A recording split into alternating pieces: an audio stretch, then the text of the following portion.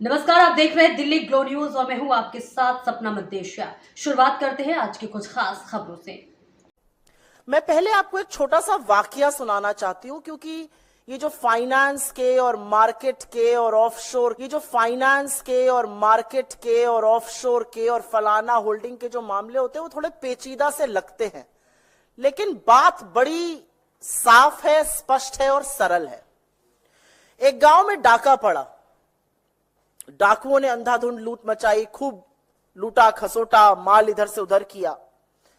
शक था कि लुटेरों के साथ गांव का मुखिया मिला हुआ है, उसकी मिली भगत है। तो लोगों को समझ में नहीं आया वो क्या करें। वो कोतवाल के पास गए। उन्होंने कोतवाल से कहा कि आप जांच कीजिए। तो कोतवाल आनाकानी करने लगा। कोतवाल कभी इधर की बात करे, कभी उधर की बात करे, कहे कुछ सबूत नहीं मिल रहा है। कोतवाल बगले झांकता था। लोग परेशान हो गए। फिर एक दिन सुबह सुबह पता चला कि लूट का माल तो कोतवाल के घर भी जा रहा था। तो एक मुहावरा हमारी तरफ कहा जाता है, जब सैया भय कोतवाल तो डर काहे का। और ऐसी ही कुछ कहानी अडानी महाघोटाले की भी प्रतीत होती है। अडानी महाघोटाला सामने आया, ऑफशोर फंडिंग का मामला सामने आया, स्टॉक मैनिपुलेशन के चार्जेस लगे। हिंडनबर्ग ने चार्ज लगाया कि कैसे ऑफशोर से पैसा आता था, स्टॉक मैनिपुलेशन होता था, कैसे राउंड ट्रिपिंग हो रही थी। ये सारे चार्जेस हिंडनबर्ग ने लगाए। तो इसकी जो जांच है वो market regulator security and exchange board of India SEBI को सौंपी गई, क्योंकि मार्केट का रेगुलेटर मार्केट पर आंख रखने का काम सेबी करता है। पर अब जो हिंडनबर्ग रिसर्च पार्ट 2 का सनसनीखेज खुलासा आया है, उसके मुताबिक सेबी की प्रमुख माधवी बुच और उनके पति धवल बुच उन्हीं ऑब्सक्योर बर्मुडा या मॉरिशस फंड में इन्वेस्टमेंट कर रहे थे जिनके साथ गौतम अडानी के भाई विनोद अडानी का संबंध था। एक बड़ी फेमस लाइन है, मेरा कातिल ही मेरा मुंसिफ है। यहां पर तो मुंसिफ ही कातिल निकल रहा है। तो जो कोतवाल है जिसको जांच करनी थी, उसका उन्हीं तथाकथित फंड में इन्वेस्टमेंट था इस रिपोर्ट के मुताबिक, जहां पर विनोद अडानी का संबंध था। इस रिपोर्ट में साफ अंकित है कि माधवी बुच का अडानी समूह से संबंधित ऑफशोर फंड में इन्वेस्टमेंट था और सेमी प्रमुख बनने पर उन्होंने अपनी शेयर होल्डिंग अपने पति को ट्रांसफर कर दी। इस रिपोर्ट में लिखा है कि माधवी बुच और धवल बुच ने 5 जून 2015 को सिंगापुर में आईपीई प्लस फंड 1 के साथ एक खाता खोला था।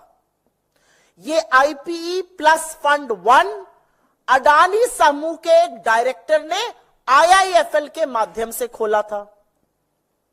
तो बुच दंपति ने खाता खोला सिंगापुर के एक आईपीई प्लस फंड में, जिसका स्थापना अडानी समूह के एक डायरेक्टर ने आईआईएफएल के माध्यम से की। अब यही रिपोर्ट आगे बताती है कि आईआईएफएल ने अपनी एक घोषणा, और ये सारे दस्तावेजों के साथ है, ये सारे दस्तावेज आपके पास ऑलरेडी हैं, चाहिए होंगे तो हम साझा कर देंगे। अब यही रिपोर्ट आगे बताती है कि आईआईएफएल ने अपनी एक घोषणा में बुच दंपति के इन्वेस्टमेंट सोर्स को सैलरी बताया और कुल संपत्ति करीब $10 मिलियन की आंकी गई। अब दूसरे अहम किरदार की बात कर लेते हैं और वो है ब्लैकस्टोन। एक रीट्स नाम की चीज होती है जो इन्वेस्टमेंट का प्लेटफॉर्म है। एक जैसे म्यूचुअल फंड होता है, पोर्टफोलियो मैनेजमेंट सर्विस होता है, वैसे ही एक रीट्स है, रियल एस्टेट इन्वेस्टमेंट ट्रस्ट। इसकी बहुत पैरवी आजकल सेबी करता है। माधवीपुरी बुच जी ने तो सार्वजनिक रूप से इसको अपना फेवरेट इन्वेस्टमेंट इंस्ट्रूमेंट भी बताया है, इन्वेस्टमेंट ऑफ द फ्यूचर भी बताया है। हिंडनबर्ग रिपोर्ट के मुताबिक सेबी चीफ पर उन्होंने ब्लैकस्टोन जैसी कंपनियों को रेगुलेटरी मतलब नियम कानून बनाकर फेवर देने के आरोप लगाए हैं। उनका कहना है कि सेबी चेयरपर्सन रहते हुए माधवीपुरी बुच जी के पति धवल बुच ब्लैकस्टोन के सीनियर एडवाइजर बन गए, वरिष्ठ सलाहकार वो नियुक्त हो गए ब्लैकस्टोन के, और ब्लैकस्टोन रीट्स का एक बड़ा प्लेयर है इंडिया में।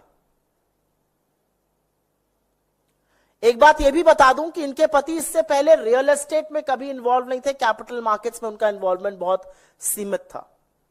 हिंडनबर्ग का आरोप है कि रेगुलेटरी बदलाव, नियम कानून ऐसे बदले गए जिससे कि सारा का सारा फायदा रीट्स को हो रहा था, और रीट्स में सबसे बड़ा प्लेयर ब्लैकस्टोन था, और ब्लैकस्टोन में माधवी बुच जी के पति धवल बुच जी सीनियर सलाहकार वरिष्ठ एडवाइजर थे। जैसा कि मैंने कहा, वो रीट्स की बहुत बड़ी पक्षधर है। एक कॉन्फ्रेंस में उन्होंने रीट्स को फ्यूचर का फेवरेट प्रोडक्ट बताया था, निवेशकों को कहा था इस फ्यूचर के फेवरेट प्रोडक्ट को आप देखिए, ये बहुत कारगर है। हिंडनबर्ग का आरोप है कि क्या माधवीपुरी बुच जी ने ये सब कहते हुए ये जिक्र किया था कि उनके पति ब्लैकस्टोन से संबंधित है, जो रीट्स का सबसे बड़ा खिलाड़ी है। और एक बात आपकी जानकारी के लिए बता दूं, 2 दिन पहले जब सरसरी तौर पर यह चर्चा हो रही थी कि हिंडनबर्ग रिसर्च की एक और खुलासे वाली रिपोर्ट आने वाली है, ब्लैकस्टोन ने एक बड़ा कदम उठाया। उन्होंने नेक्सस सिलेक्ट ट्रस्ट में 33 करोड़ यूनिट 4,550 करोड़ में बेच दिए। आपदा से पहले ही यहां फायदा बनाया जा रहा था, सवाल यह भी उठेगा।